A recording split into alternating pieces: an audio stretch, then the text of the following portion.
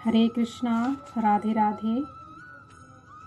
श्री गदाधर भट्ट जी की कथा आज हम लोग सुनेंगे। श्री गदाधर भट्ट जी भगवान के परम भक्त थे तथा बड़े साधु स्वभाव के थे। यह भागवत की कथा ऐसे प्रेम से कहते थे कि सुनने वालों की आंखों से आंसुओं की धारा बहने लगती थी। एक दिन एक भक्ति विमुख साधु कथा में आ बैठा।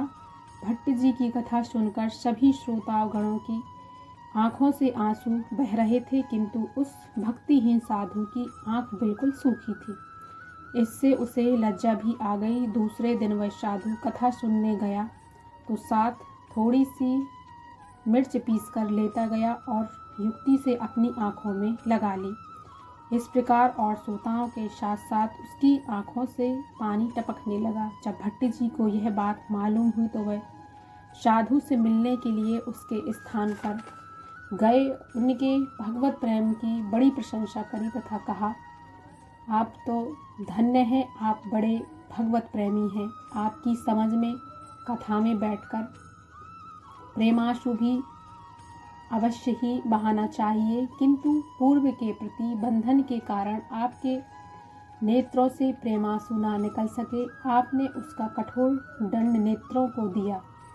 ऐसे प्रेम के वचन सुनकर उस कपटी साधु का हृदय भी दुखित हो गया और उस दिन से वह भगवान का सच्चा सेवक बन गया।